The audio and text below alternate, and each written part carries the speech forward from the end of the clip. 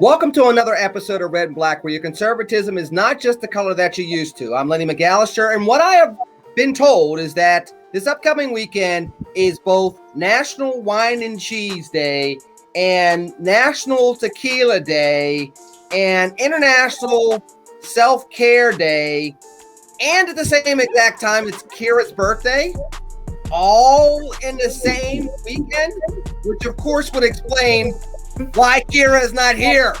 So we will digress for all of you that want to take advantage of the weekend that we have coming up. And we will, of course you would. And we're going to go to the guest that's here. Asia, you've joined us before. Asia Smith, thank you once again for joining us here in Red and Black. Why didn't you take advantage of all those wonderful days coming up this weekend and allow Ms. Davis to dupe you into being here?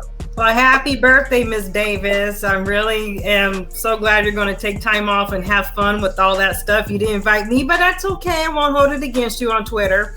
So, but you know, it's a lot going on here in California, so I got to stay up. You know, I got a lot of work to do here because we have a big battle ahead of us coming up soon. So first of all, as a native Pittsburgh, I got to remind everybody on Red and Black that Kira's not going to celebrate too much because she's going to Cleveland. So there's something to be said about that. This thing to that kind of goes away because the Browns beat the Steelers in the playoffs, and we will forget about that altogether. But by the way, those of you that are in Cleveland, make sure you catch her show Saturday night. Second of all, you got a lot of work to do in California, and I'm going to go to the native Californian that doesn't like to talk about all that work that needs to go on in California. That's why he moved to Texas, Jeff Charles.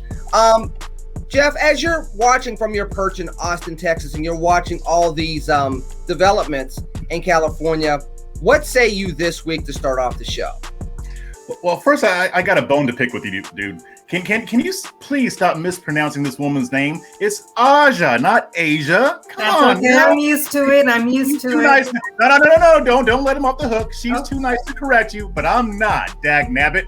Well, thank you. So before I get back to Asia and you, Jeff, I just said, as the native Pittsburgher, look, Pittsburghers say yins and yuns and downtown. And don't bring up your Pittsburgh privilege. I say my own last name with a G in it. Go spell McAllister and find the hidden G. So you can mess with no name all you want. Aja, I apologize. And when I call you Asia in the show, I apologize again. Is there anything else? Is there anything? Go ahead.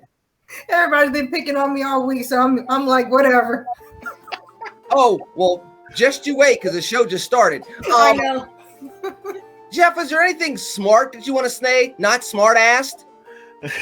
Probably not, no. But I will say that I did notice that somebody did post on Twitter that the gap is closing when it comes to that recall election. So I'm really hoping it goes the right way. I mean, I know when Newsom is the incumbent, and it's always hard to unseat somebody who's already been there. You're already used to him. He's a known factor, even if you hate his guts. But I'm thinking it's possible that people might hate his guts enough. And I just realized that election is going to happen the day before my birthday. So California, if you want to give me a birthday present, I know I don't live in California anymore, but I still love my home state.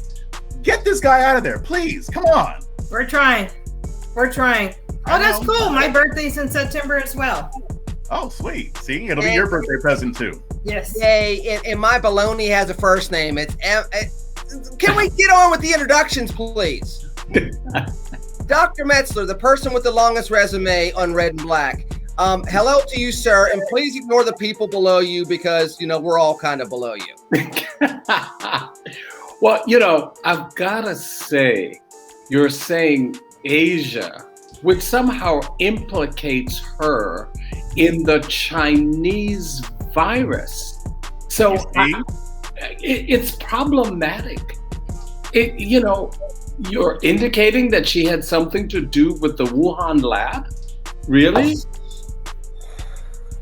How dare you? You know, how dare you imply that? You know, the Wuhan lab and the electric slide both go to Aja in regards to the fault category. How's that sound for everybody? I like that. I'm not saying those words. You all have enough reasons to drink. Look, I digress does not make people drink tequila, but apparently you can do that this weekend. So people are going to be bottoming up, and that's not tequila, by the way. Even though I saw something in Jeff's class this week that was brown. Is that brown and adult, or is that brown and Pepsi? No, this is just like some juice that I get from the 7-Eleven. It's awesome. So that's like the orange pop from Undercover Brother. Yeah, that's right. See, I really am black. I know those movies. You all didn't think I did. Well, but you're talking about tequila. Why are you bringing up LeBron? I don't know anything about that. Yeah, so Bron is there at the game. He sneaks in a bottle of tequila. I saw that. Yeah. While he's playing? No. Oh, okay. I was about to say. No, they're out of the first round of the playoffs, Jeff. They haven't been playing for a second. No, You know what? That is ghetto, and my respect for LeBron James has just gone up a little bit. That's awesome. But when I found out that was his own brand, it was free advertising. So right, I didn't even know that either. So it's gone up even more. Right.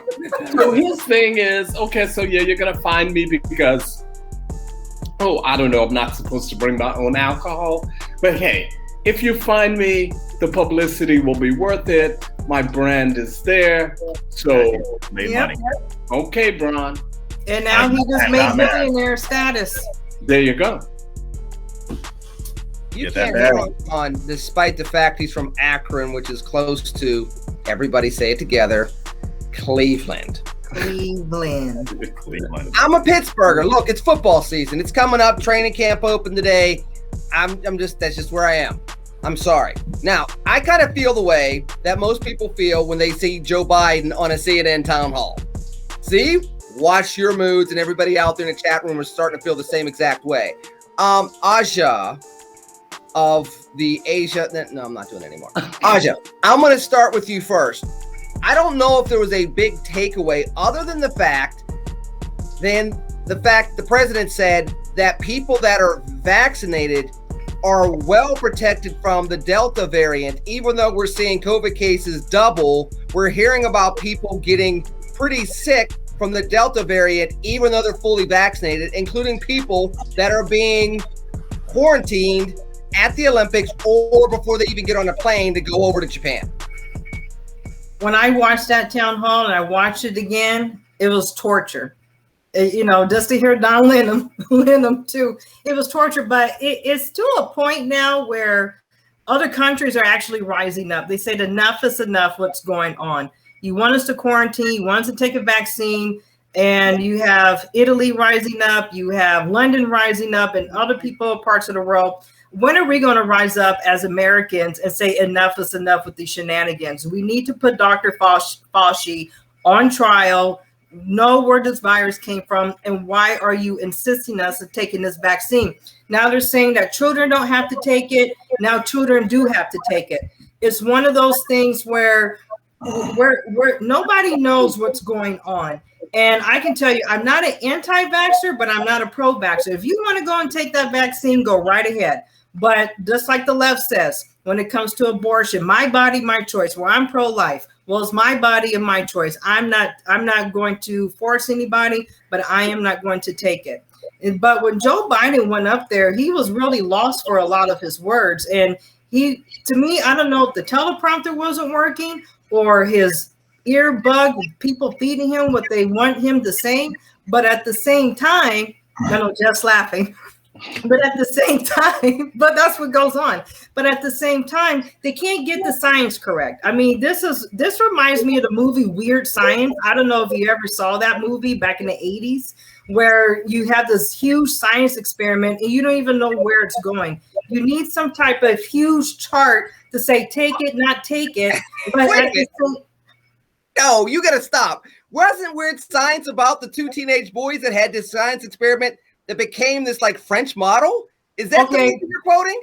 To me, it's because if that is the case, you're losing us real fast. Well, some people probably got really attentive all the time. It's just, to me, it's like a giant science experiment on us, and we have to start asking these questions. In our current elected officials, we all need to email them and go to them and say, maybe we do need a House hearing on what is going on with these vaccines, because you have the president of the United States who's going on national TV and putting this big propaganda speech. And we're trying to figure out, and we don't know, should we get vaccinated? You have California is about to go on lockdown as a punishment because we're recalling Newsom. And also they're trusting the science again, which we're going to destroy a lot of lives here. But you have the president of the United States who can't even get his own facts right. So why don't we just put everything on hold and have a full investigation as to should we have a vaccination or shouldn't we have? And I've been reading more reports, people who are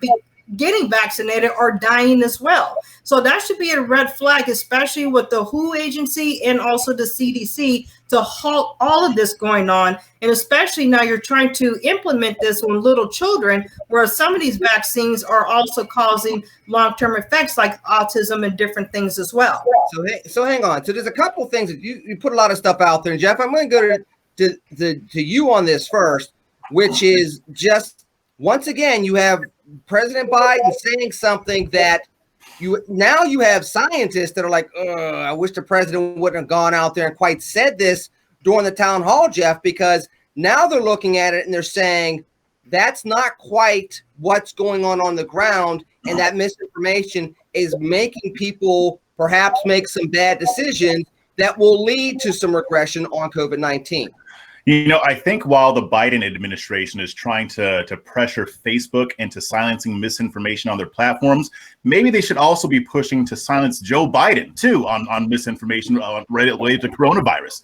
Because, you know, while you guys are talking about this, I'm like, you know, they've messed this up so much and so often that why are they trying to crack down on social media's misinformation? Some rando off in Maine somewhere typing misinformation about the coronavirus on Facebook is not nearly as big a threat as the government doing it. Because guess what? For whatever reason, people trust the government more. So to me, I've been watching what they've been trying to do as far as pressuring social media companies to ramp up their censorship efforts so that they'll suppress voices who disagree with them or who don't follow the Democrat-approved narrative about the vaccine and what have you. The bottom line with the vaccine is it's a personal choice. And guess what? A recent poll revealed that Republicans and Democrats, a majority of both, believe that it should not be mandated, but vaccines should be a personal choice. And as far as all these other issues that are going on, them trying to bring back the lockdowns and mask mandates, like they're putting that out there. They're not being as blatant with it as they want to, but they want to keep that stuff going. And guess what? I mean, Aja was talking, and her name is Aja, not Asia. That's okay. Aja was talking about how there needs to let a brother off the hook, are you? You just Nope. But she was talking about how there needs to be a backlash, and I think we've got some good news coming up, Aja. I think that there will be a backlash because other studies have shown that people are just not, they're tired of it. They don't care about the Delta variant. They're saying, okay, you know, do what you got to do, be careful, but we don't need to go back to what we were doing before. It's time to move forward. It's time to get back to work. It's time to convert away from COVIDism and maskianity. Let's get out of this and just go back to where we need to be. We can make our own decisions. We can safeguard ourselves. We don't need daddy government to do it for us. What one interesting point, though, that came up underneath the radar, Dr. Metzler, is the fact that there's more and more evidence coming up as people are doing quote unquote studies that are now suggesting that there's just as much of a likelihood that COVID came from the wild, from bats, as there is that it was a virus that was in Wuhan, that was in a lab, that one way or another escaped protocols. And we talked about this before, Dr. Emma. I'm going to revisit it now that it's becoming more and more mainstream, that theory has legitimacy now. What happens if we do find out that Wuhan, that had this high-level lab for the first time ever just a couple of years ago, screwed up the world and cost us millions of lives? Where do we go from here, particularly with a Biden administration that's going to have to answer for that? Well, so a couple of things. First of all, I have said from the beginning that the virus was created in a lab as a biological weapon. I theorized from the very beginning that what occurred was someone left the lab, had the virus on their coat, and this is how it spread. I've theorized that from the beginning. The bat nonsense is just that, nonsense. And so as it relates to what should happen, if we found out in fact that China was responsible, what should happen is sanctions that cripple China. What will happen if Biden is president is absolutely nothing. Correct. He is not going to look at the end of the day when it comes to China. We as a nation are so beholden to China from an economic standpoint. If in fact you would have the corporations like Walmart saying, whoa, wait a minute, where am I going to get my cheap goods from? How dare you? So, this is the situation. China owns us. Yes. That's the bottom line. And as we're looking at all of this sanctions, that's not even going to happen. Look, as I have said on this show before, and I'll say it again, the Secretary of State of the United States is an idiot. It's very simple. It's very simple. Tony's been an old-time Washington hag from back in the day. And I'm hearing he's gaining respect from the rest of the world. Harpo, who that woman? And here's the interesting thing, and I'm going to go to you, Dr. M, and I'll spread the love around a little bit. Respect and respect as a leader are two different things. Yes. Respect that you're in the room and participating, and respect and feared are two different things. And I think that too often, and I think we even saw a little bit of this with the Obama administration in 2009, that everybody was so happy about America being respected in the room that when President Obama did the quote unquote apology tour in the first half of 2009, they didn't seem to understand that right after that, for about 12 months, we almost had a bomb go off in Times Square, almost had a bomb go off in Dallas and several other places. And it ended up leading up to a situation where we withdrew from Iraq, which led to what? ISIS. So you can have all the respect in the world, Dr. Metzler, but, very briefly, respect and fear to the point where America's the leader that isn't going to be messed with are completely different dynamics. Well, absolutely. And so, is there respect for the position? Is there respect that he is in the room? It's what we call polite disdain. That's exactly what you have. But as it relates to fear, like China's afraid of Joe Biden and Tony. Yeah, right. Okay. Yeah. So there, and not just China, world leaders. Absolutely. They'll do oh yeah, great, nice. But at the end of the day, it's nothing. And I'll finally say, as it relates to the German chancellor, girl, sit down. Your term is up. Why are you here? Go back to Germany and go sit down somewhere. It's at the point where it's a comedy of errors. And there she is on the balcony of the White House. Girl, we don't care anything about you. You are not the chancellor anymore. Bye. Yeah, it's the one thing about being termed out is your relevancy goes down very quickly. Aja, with the military experience, tell me a little bit about how you see this playing out with those that have to put their life on the line. Because once again, you're seeing this and you're saying, okay, what should we be doing? And there's something to be said about morale as well. When you see a foreign foe take liberties against the United States and there's not a reaction to it, that the military now gets mixed signals in regards to when should we be aggressive? When should we back off? Especially when, to Dr. Metzler's point, economics start coming into play when it comes to military tactics and strategy. Well, I have to say, with Dr. Metzler's theory, and also called it out, I did that too last year at my CDC meeting in January. I went to my CDC meeting and asked one of our directors, didn't this come from a lab? And so he gave me that evil eye. So I was kind of scared. I thought they were going to kidnap me and experiment on me. So I kept my mouth shut. But I have it on video. I'll post it out. But no, you're absolutely correct. This is something we learned in the military when it comes to bioterrorism. And this is something that we've always been trained for. But we knew something was going to happen. We just didn't know when. Same thing with cyber attacks. And this is where the military, you're kind of tied, because if we have an administration that really wants to cover up things, but I guarantee there's a lot of generals out there who really want to say something that were under the Trump administration. But at the same time, while I was talking to some of my friends who are still in the military, they're refusing the shot. They say, we're not taking shots.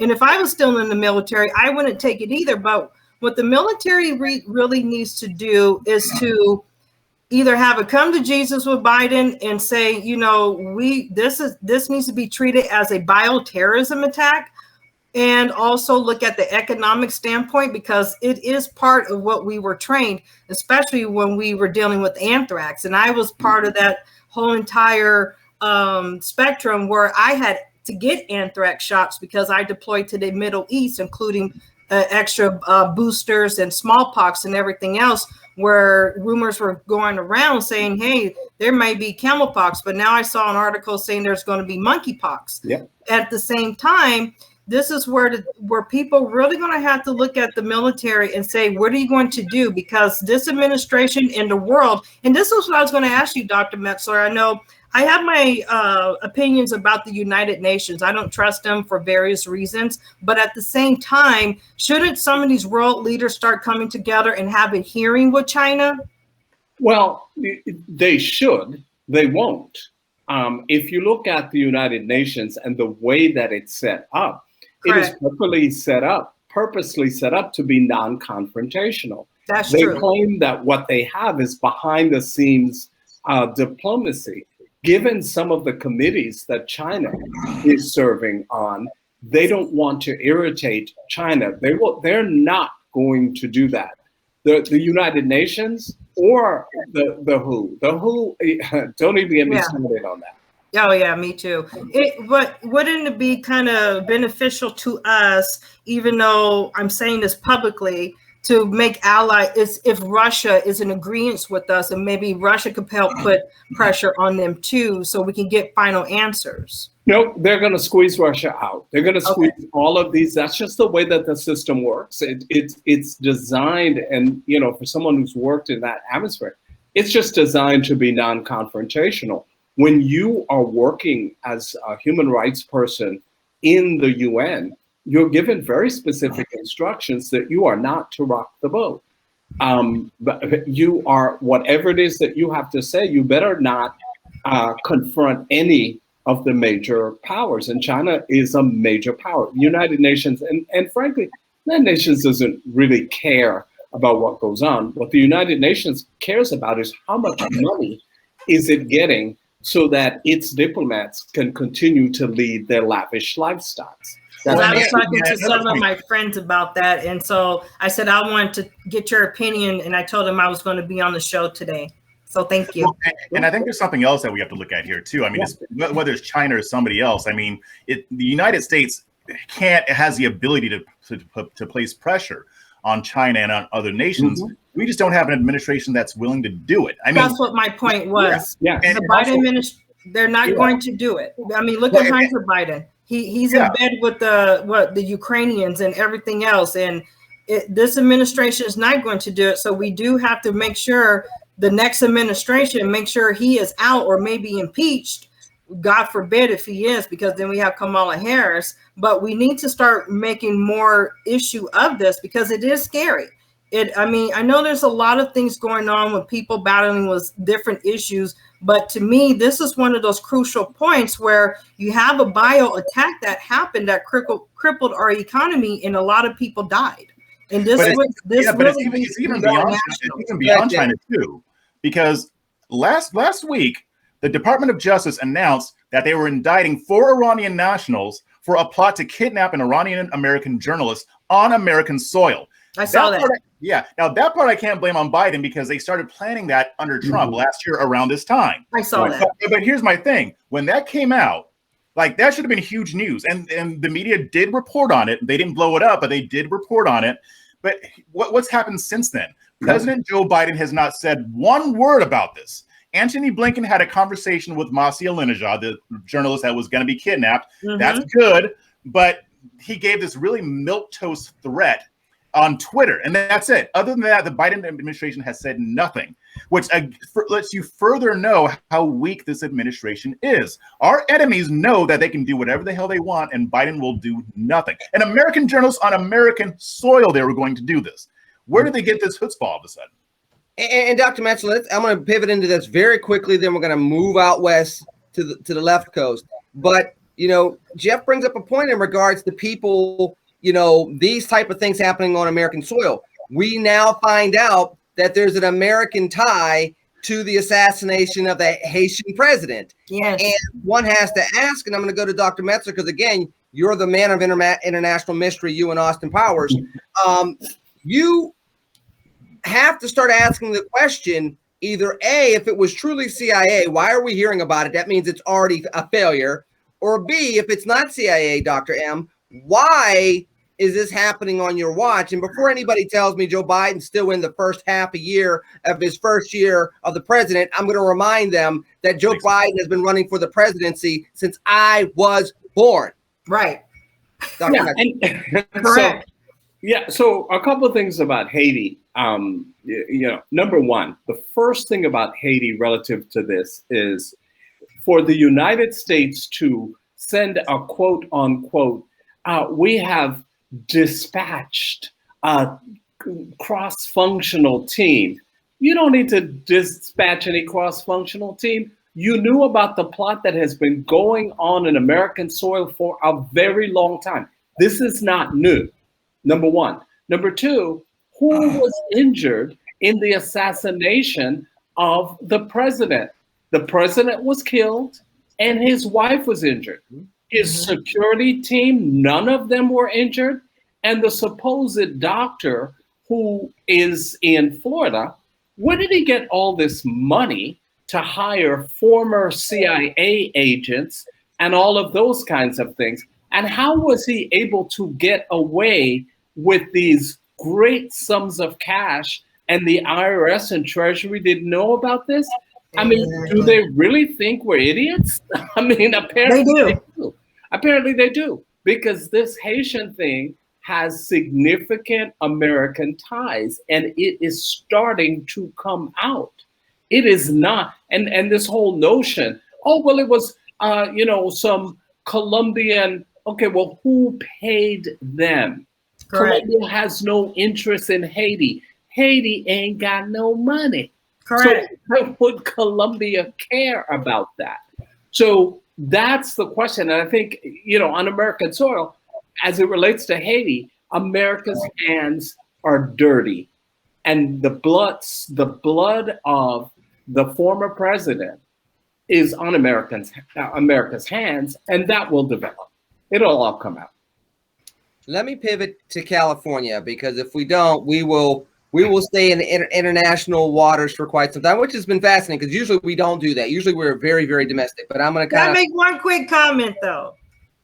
Can I call you Asia one more time? No, yes. No, I'm just kidding. No, I actually just to Aja. Go. I am the defender of Aja's name. You can't. Thank you, Jeff. But that's okay. Even if you give me permission, you can't.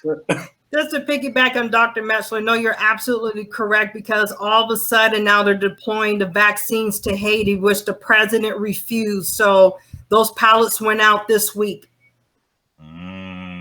We have to keep our eyes on things like this, and we definitely appreciate you all bringing it up. I'm not into conspiracy theories, but It's not a conspiracy.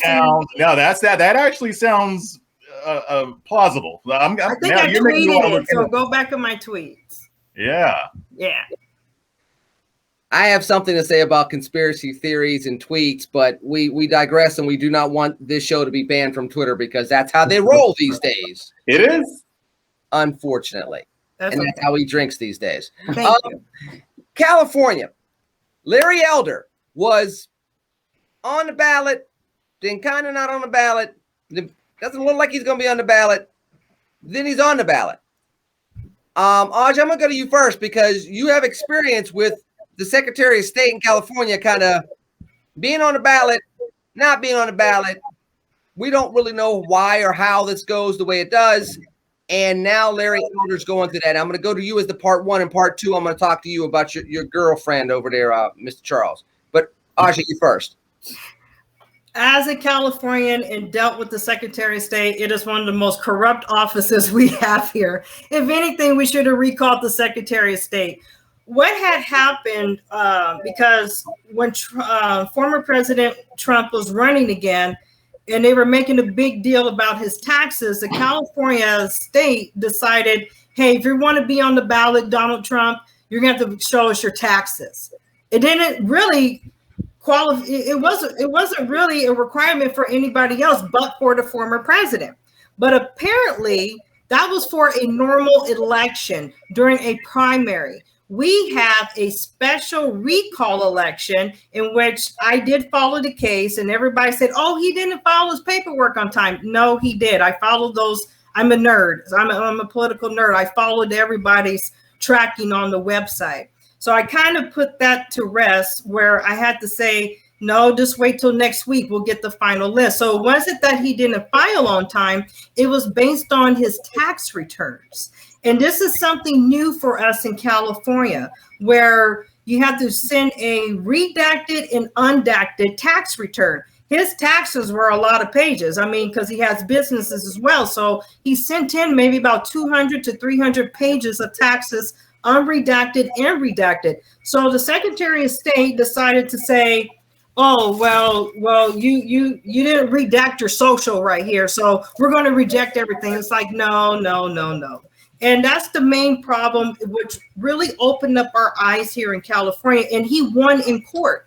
And I heard his court hearing yesterday with the attorneys, and the judge said, no, this is a silly thing to not keep somebody off the ballot, because that new procedure is new to everyone in California. It was just to get back at former President Trump so he could be on the California ballot for this last election.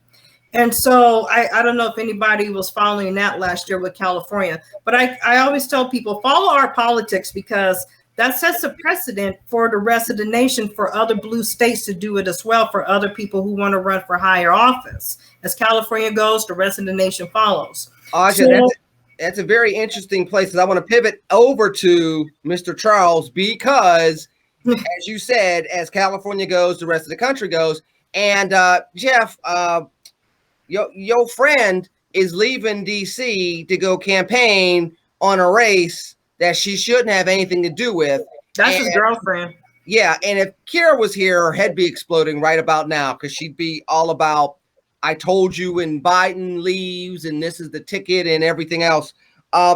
Jeff, why is she doing this when she hasn't really dealt with the border crisis yet, that all of a sudden is no longer in the media, but she can go to California and campaign for not just a gubernatorial race, Jeff, a recall election?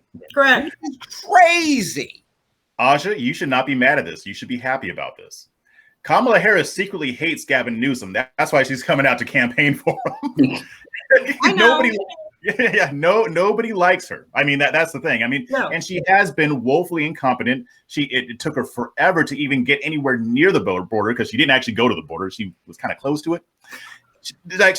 She's doing a horrible job. Like, there was another poll that came. I'm all about polls today for some reason, but there was another poll that said that the majority of Americans, Republicans and Democrats both, believe that she is not ready to be president. So nobody actually thinks that this woman is competent. She's got the charisma of a boulder, and I don't know what she's thinking, honestly. Like, Newsom should be saying, "Oh no, that's okay, Kamala. You can stay in DC. You don't need to come over here," because it's not gonna. I don't think it's gonna help him. I don't. I could be wrong. Aja would know better than me, but I would think that this would be more like, I think that this would be getting the side eye, because I don't see any benefit in it for Newsom. But by all means, go ahead, Kamala. Dr. Metzler, as a political analyst, I mean, usually when you do these things, it helps somebody. And you know as well as I do, there are plenty of races. One of the most notorious examples of making somebody stay away from DC was the 2008 RNC convention, where the president said, hey, I'll come to Minnesota. It's cold this time of the year. What do you mean? It's August. It's snowing. You know, when they wouldn't let George W. Bush. I remember that. Yeah. Why? Who was this helping? No. Going to California. It's not helping anyone. However, you have to remember she's beholden to Nancy Pelosi. So she's going out there at the direction of Nancy Pelosi, not for any other reason. Yeah, Pelosi's usually smarter than that, but I mean, I can buy it. Yeah, but in this case, she can't, seem to not be supportive of Gavin. And so she's sending Kamala, of all people, out there. I mean, is she just going to go on the campaign trail and laugh like a hyena? I mean, yes. Yes. I just don't, and what she needs to be doing is getting her office in order. I just don't understand this. Hold on, Dr. Metzler. Let me ask this question, though. Does her going to California and she not really being that much of a help, does that mean that they feel like Newsom's not going to be recalled? Or are they sending out the vice president of the United States that's a former senator in California because they're really that worried about the recall election? I mean, it can't be both. Which one is it more likely that they think it's in the bag? They just got to kind of do like a tacit showing, or do they think we gotta do something because this ain't going in the right direction? We're circling the drain. No, well, because they cannot tell Gavin we're not sending anyone from Washington. And frankly, who are they going to send? It doesn't matter. Whoever goes out there from DC is not going to help in California. So, Kamala has 10,000 jobs. She does none of them well. So this is just an additional job that she's not going to do well. It just is, it's quite pathetic, really. I guess maybe there are some hyenas who vote that she's going to commiserate with. I don't know. Hey, you keep saying hyena, and I can only think of the character that Whoopi Goldberg played. That's exactly what I was saying. Lion King. That's all I can think of. And Scar. Yeah, well. Yeah, who would be Scar in this equation? I don't know. I don't know who's the best person they can send and maybe help Gavin out is either AOC or Bernie Sanders. Because Kamala, nobody likes her here. He'll have a better chance of bringing Bernie because you do have a lot of Bernie supporters here in California. Except Bernie doesn't like Gavin. I know that. Or bring AOC. That would be very entertaining.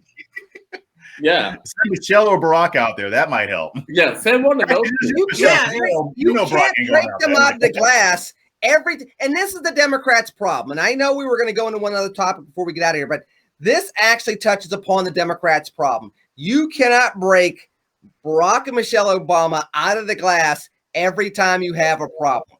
Right. Number one, he's going to people forget when the midterm elections were lost and he re-signed the Bush tax cuts, some of the Democrats turned on him and said he wasn't ready to be president and he didn't have what it takes. People forget that Harry Reid and Nancy Pelosi ran him over and told him, we're running a ship here, kid. You go sit down and play president, and we're calling the shots here. I think they said boy instead of kid, though. Well, I'm sure they did. People forget the whole Ted, just a couple of years ago, he'd be serving us coffee comment. Correct. So, this is not exactly an aged politician that loves the camera so much and loves young women so much that he has to do these type of things. You also know what former president I'm going after when I say that. So at the same time, it's like those are the two most reliable Democrats they can count on to be spokespeople that will stay on script, that will fire people up and get people moving in the right direction. And you just can't use it all the time. And if you're Barack Obama in particular, you're a former president and it hasn't worked. It didn't work when he was president. Let's go back to the gubernatorial races in 2009 in Virginia and New Jersey. How did that turn out for him? Let's go to the midterms in 2010 and 2014. how did those races turn out for him? He's not exactly the best campaigner on the campaign trail. And if Donald Trump wasn't in his own way, I don't even know if it would have worked in 2020. Yeah, but see, Barack and Shell are living their best life. You think they're going to go out there and they're like, are you crazy? Which one of my mansions am I going to? I mean, Rental Mirage right by me. Yeah, exactly. So like, why? What's in it for them? Nothing. There's zero. Yeah. So it's going to be fascinating, I think, to continue to watch California as we continue moving on. One thing that I want people to watch, because we're talking about liberals making really bad mistakes, and I love national public radio. I've done a lot of stuff on national public radio over the years, but I don't know if the people out there follow this story. It's a little bit under the radar. There's an ESPN reporter by the name of Maria Taylor, who's going to be very, very rich working for NBC during the Olympics very, very soon. Well, there's nothing worse than a woke progressive that can't tell the difference between their black folks. Mm-hmm. And so, sure enough, what ended up happening is NPR was doing a story on Maria Taylor and the Olympics and the whole controversy with Rachel Nichols over at ESPN and diversity and everything else. And they pulled the old, we got our black people mixed up. You know, what they used to do with, good heavens, you know, the two Congress people that the two congressmen that they always used to get mixed up. I'm blanking on both of their names. Elijah Cummings and there John you go. Lewis. Yeah, Elijah and John. Yeah, exactly. They pulled one of those, except it just wasn't that close. Jeff, at the risk of going too far, how ironic is this? Because it seems as though that every time we talk about racism in America, they want to paint it with a conservative brush, and then when you look at the paint underneath the new paint job, you realize, oh, maybe this wasn't from the far right at all. Because as far as I know, there might be 3 conservatives out of maybe 25,000 people or more that work at NPR. No offense to them. They're lovely people, but this is not a right-wing, they're all racist type of thing. Well, and this is the stuff that they would rather people not know about, because there is a lot of racism on the left. And I'm not saying that the people who made this mistake are racist, but they are every bit as capable of making a stupid mistake when it comes to race as people on the right are. And, it's like what Malcolm said. I mean, a racist on the right doesn't hide it very well. I mean, you can see it. I mean, they'll tell you, or they'll tell you either intentionally or unintentionally. But the white racists on the left will be just as racist, same agenda in a lot of cases, but they hide it better. And they cloak it behind, "Hey, I'm your friend. I'm here for you." Or they say, "Bless your heart." Yeah, bless your heart. Yes, or they'll pat you on the head or what have you, or they'll say, "Yeah, we think Black Lives Matter. We're not going to do anything about it, but yeah, Black Lives Matter." So I think that this is yet another thing where that gets exposed. But the problem is that they control most of the methods of communication, so it's easier for them to sweep this under the rug. I mean, the only people who are going to be yelling about it are conservatives. But then we have our own issues over here, too, that we don't really deal with very well. I mean, we had a guy in Alabama, a Republican, who referred to a black woman as a house you-know-what. Mm-hmm. And we were more upset at Brandy Love going to a Turning Point USA event than we were about sitting Republican official. I don't care if it's not at the federal level. It's a Republican official who used that word, and we didn't say much at all. So this is why the left wins on these things. This is why the left can get away with this stuff, because we're so horrible at it over here that, I mean, if you compare, it's going to be like, yeah, the left is kind of weird, but I mean, what's going on the right? I mean, it's just, I mean, and that will continue to be the case until we fix stuff over here, until we get our shit together. And Jeff, to date myself, and yes, we're 47 minutes into the show before somebody cussed. Congratulations, Jeff! You broke the record from last week, which was only 4 minutes. You kind of you talked about people using that type of language and us doing that with black women. It kind of, not to date myself and not to pat myself on the back, but it reminds me of the episode, which was almost 10 years ago, actually, of the incident with Erica Harold. I don't know if everybody out there remembers it, but everybody has Google, so fire away. Erica Harold is a former Miss America that a Republican official referred to basically as a streetwalker when she was running for Congress against one of the, good old boys from the further southern part of Illinois. And there were a lot of Black conservatives that initially didn't see that there was much of a problem with it. And there was a little bit of a rigmarole. I won't tell you who was behind the rigmarole, but eventually that Republican official was let go after apologizing, and it became a big deal. The point is, though, to Jeff's point, Aja, is you see these things on the left that should be inexcusable in 2021. And whether you want to weaponize it or not, it's a different story. The problem is everybody cannot come to the table with clean hands. No. There's really dumb, bad, horrific mistakes when it comes to race. And then we'll take it one step further because we're dealing with a Black woman when it comes to Maria Taylor. There's no side of this politically anyway that can come to this table with clean hands and say, oh, we've treated Black women properly our whole existence. Please. The things that I've seen, especially when social media came out, and how people really feel, regardless if you're left and right. And I've been thinking about this for quite some time. Both sides need to get educated when it comes to the Black community a little bit better. As to Jeff's, Jeff talks about it and other people talk about it. When you start saying, oh, this is that person, but it's not that person, the right does it too, where we all need to get educated and we all need to stop having this mentality. Well, I don't want to talk about race, but let's talk about Black on Black crime. And that goes back to, I fight that battle more on the right than on the left, or even some people on the right said, you know what, we may not agree with you on some of your policies because you are a conservative, but we see what you're saying coming out from the left, how, we don't treat Black communities and even Latino and Hispanic communities. And we see what you're saying. And, they follow some of us on Twitter. And even on some of the conservatives are coming around saying, this has to stop.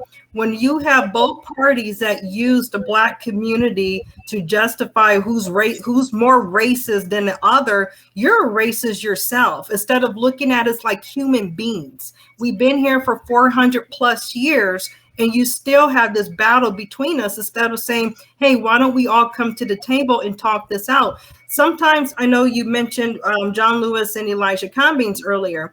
It was Rashida Tlaib who mistaked them, and she is a sitting congresswoman when it came to identifying. And, God bless both of their souls, especially John Lewis. He was a civil rights activist. I used to I still tweet him and his quotes and other Democrat Black representatives who are in the past, and people say, how can you do that? Well, regardless of how you feel about their politics, they paved my way as a Black woman, especially here in America. But both sides really need to stop doing this, because it divides us as not only Black Republicans, but it divides us as the Black community in America, because a lot of people are really getting tired of being pawns. Dr. Metzler, I mean, you've been fighting this fight for a long time and done it in a capacity of ways.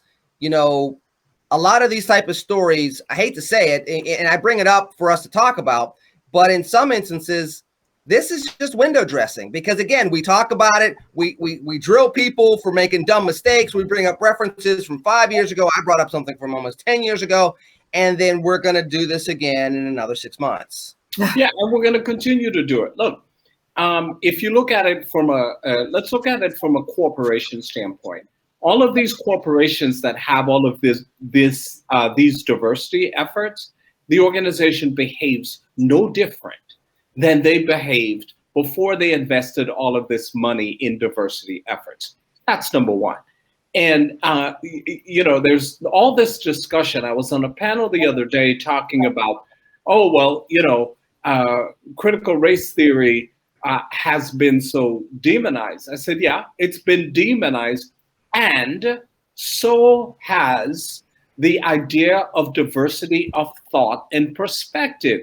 You want to talk about critical race theory and how it's being demonized and weaponized. Well, you, and as one of the few conservative academics in this country, You want to talk about being demonized? Yeah. I mean, so I think we're onto something here, which is we all should be having discussions on the right and the left.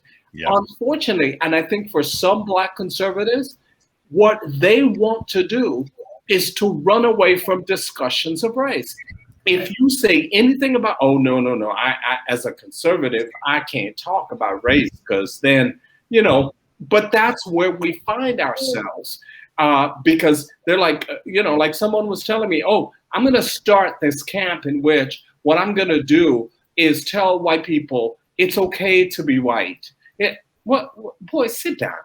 I mean, it's okay to be white. Now let's talk about black on black crime. Right. And that is exactly where it goes. I think it is definitely both sides. And until we get a deeper understanding of each other, and for conservatives, in particular for Black conservatives, instead of running away from the issues of race, let's discuss those issues of race. Because you're talking about how the left brainwashes. Well, we do a fair amount of that on the right as well. I think it's a good point to end the show and say thank you to Aja once again for joining us. Thank you. And first, before I go into seeing what everybody else is doing throughout the week, those of you that are watching the show when it premieres on Saturday, remember, Kira's show is in Cleveland. Go to Eventbrite.com. I'll get it right eventually, Kira, I promise.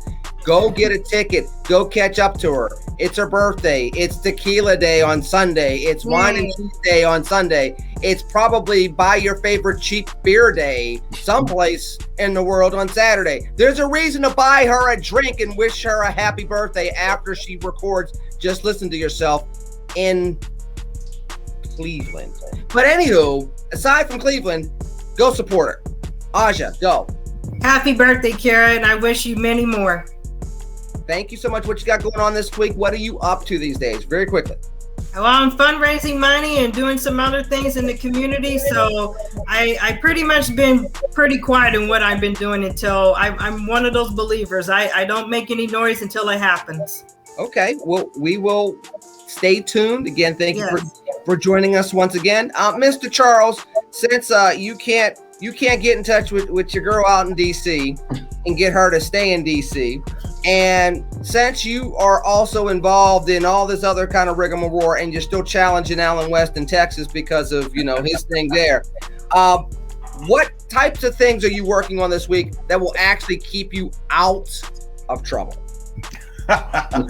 Well, I mean, when you couch it that way, I can't really answer the question. But I have been doing more interviews on my channel, A Fresh Perspective, with Jeff Charles on YouTube. It's also an audio podcast wherever you get your podcast. Hopefully, I'll be able to lock down Representative Chip Roy next week. Love that guy. And yeah, I'm just still trucking on redstate.com, and yeah, check me out. Do that. Dr. Metzler, what you got going this week? And I'm fearful because it's always something that involves diplomats and money, and living the life and all that other stuff. So what's cooking this week? It's interesting because we're about to do, I had this show called Metzler Minutes a while ago. We're about to revive that. Here's the interesting thing. We were going to do an interview on Saturday with a doctor about COVID. So today, the doctor comes up positive for COVID. And he's fully vaccinated. He's in isolation. So part of what we're going to do as he recovers is we are actually going to talk to him by Zoom rather than in person about what that experience was like. So that's really what we're working on this week. Living Beyond the Realm as well. Yes. And where can they find that? Well, currently Living Beyond the Realm, we are currently on Instagram. Within a couple of weeks, we'll be everywhere. Fantastic. You got to stay in touch with that. Stay in touch with these wonderful people. Listen, folks, thank you for joining us once again on Red and Black. Kira will be back next week. I will tease her about going to Cleveland because it's Cleveland. I mean, what the heck? But otherwise, this native Pittsburgher who still is proud of our 6 Super Bowl championships. For those of you that follow football, for those of you that don't, you're shrugging your shoulders. Doesn't matter. It's football season. The rest of us are happy. Meanwhile, you all stay safe. Find your tequila. Find your wine and cheese. Digress as much as you like, and enjoy your weekend. We'll catch up to you soon. Well, Lenny, yes. What was the last Super Bowl champion? Did y'all win that in 1900? Was that the last time you won? Oh, no, it was 2008 because it's literally tattooed on Pittsburghers every time they win a championship that we all just line up and boom. It's like on the brain. Look, man, I can't watch the Immaculate Reception from 1972. It's like genetic where all Pittsburghers cry right before the ball hits the turf and Franco Harris picks it up and runs for a touchdown. It's just in the DNA. So you're getting to me, man. I love you, but understand the line. I got it. We're going to leave in peace before Dr. Metzler causes any more problems. So take care and God bless. God bless. Take care.